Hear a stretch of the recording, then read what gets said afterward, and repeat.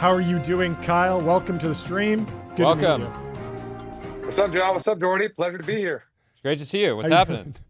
Dude, I'm doing great, guys. Actually in Vegas right now. I'm actually looking at the sphere out my window in my hotel. Amazing. It's Bitcoin Is a Vegas is going on. It's a fun is time a in crypto crypto. company sponsoring the Sphere right now, or maybe Yeah. TBPN should buy the inventory this very moment.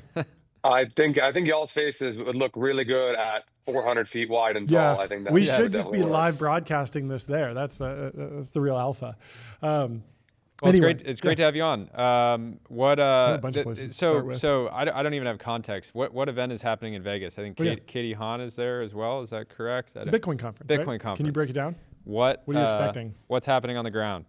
Yeah, it's Bitcoin Vegas is going on, largest crypto conference ever, more than 30,000 people at Venetian Palazzo. Vance either just spoke or is Yeah. speaking shortly. David Sachs is here, Bo Yep. Hines is here, Ross Ulbricht is here, David Bailey, Michael Saylor. Tons of folks Yeah. are all here. Senators here, Lummis, Haggerty, a whole bunch of other folks. So politics is here, Wall Street is here, industry is here. Yeah. Very, very exciting time in crypto. And what are the key indications or news items that people are looking for? There's people still hunting for different companies to establish Bitcoin reserves or news from the government. Like, what are the unanswered questions that people are looking for hints as to which way they'll break? I think probably the biggest questions are how is the Bitcoin Strategic Reserve going to be funded? Mhm. Senator Lummis has proposed the Bitcoin bill, which proposes open market purchases authorized by Congress. Mhm. That hasn't made it very far in Congress, but it's at least in the public domain. When the executive order was signed by President Trump a few weeks ago, it said that they can kind of fund the Strategic Reserve using revenue neutral mechanisms. And so there's a lot of discussion today about what exactly does that mean. Mhm. Folks like Bo Hines and David Sachs and the administration are certainly working on figuring all that out. They haven't shared anything publicly yet, but there's a lot of discussion about that. There's a lot of discussion around Bitcoin L2s. These are kind of ways to bring DeFi to Bitcoin, with like 2 or 3 or 4 asterisks after that end of that statement. But like a lot of people are trying to figure that out. And then obviously the kind of hot subject of the moment is these Bitcoin treasury companies. Mhm. The most recent of which I believe is DJT, which is, I think it just announced a $2.5 billion offering.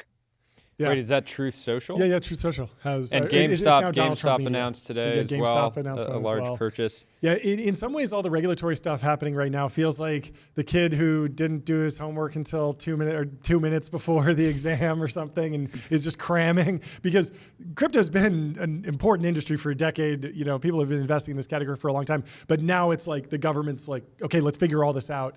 Is that just because we've really finally gotten to adoption and breached the technical milestones, or do we, and I guess the question is like, do you expect us to get through this regulatory kind of crunch period and then go back into build mode? And if so, like, what are the technical milestones that we're trying to build? What's coming on the horizon after we get through the political arc that we're in right now?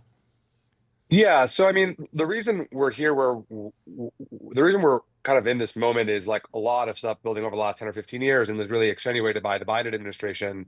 Um, I don't think our industry would be as politically relevant and as politically active if it were not for the Biden administration so strongly trying to press on the scales against industry, and industry really mobilized against the Democratic Party in a meaningful way.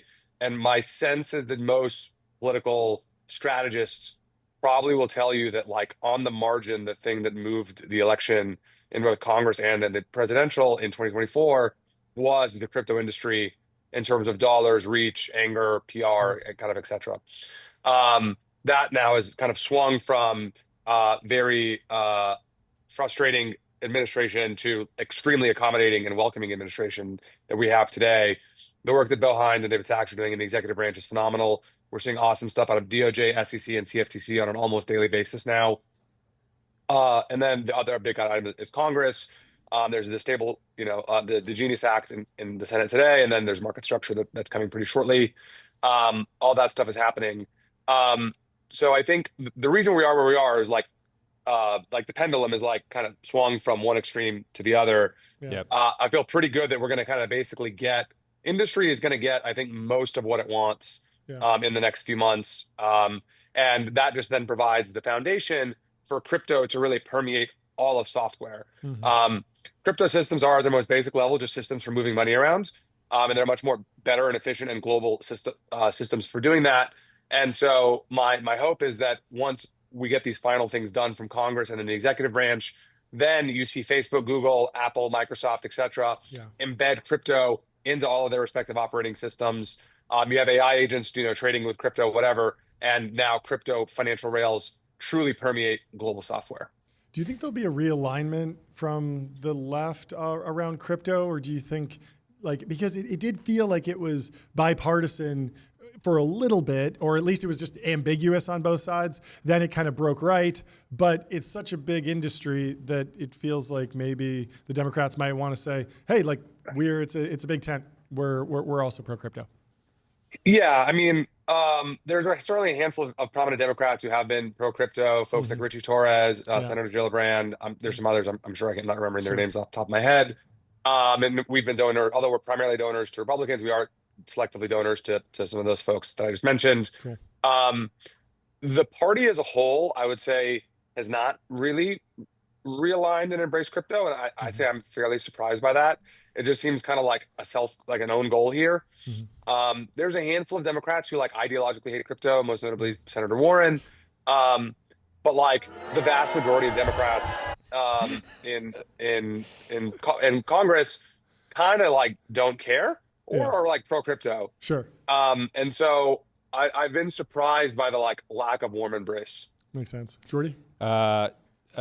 Mutual friend Jared Madfez asked me to ask you, what are you excited about in crypto that no one else is talking about yet, or very few people are talking about?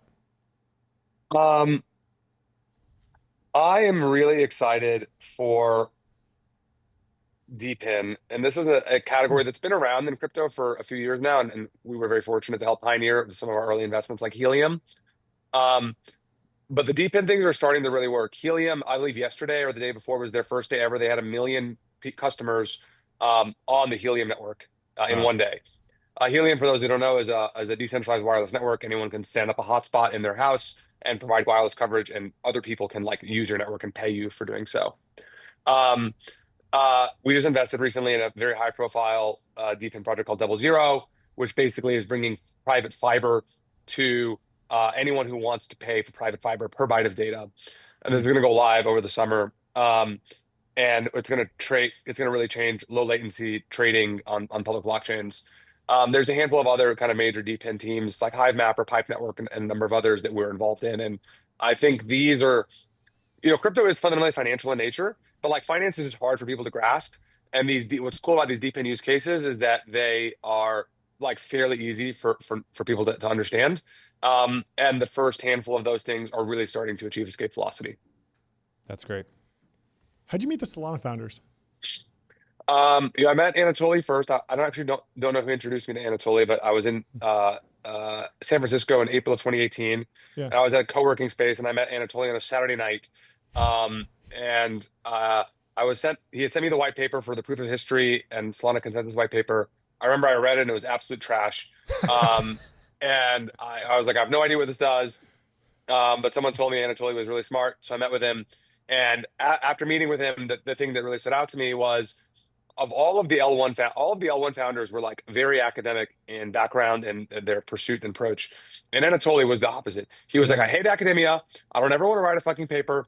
I don't ever want to solve an unsolved problem in computer science. He's like, my only job is to like let other people solve problems, and then I'm just gonna like apply their solutions to making my software go fast. Yeah. And his whole career at Qualcomm and Dropbox and other places was just doing that. And I was like, I like this guy. This guy does not sound like all of the other L1 founders. And so we started to kind of back Solana from very early on.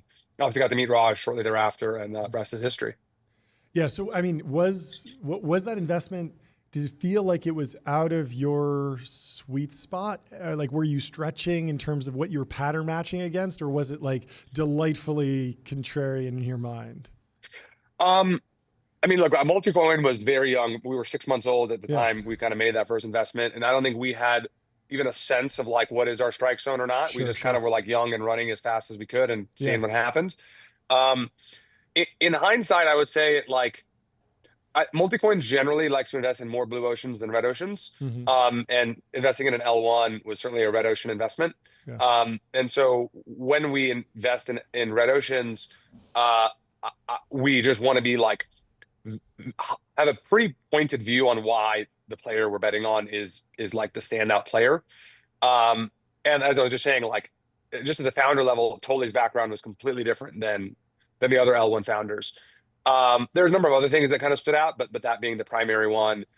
I would say now with 7 or 8 years of history looking back, I don't think the Solana investment like stood out as being fundamentally like out of strike zone.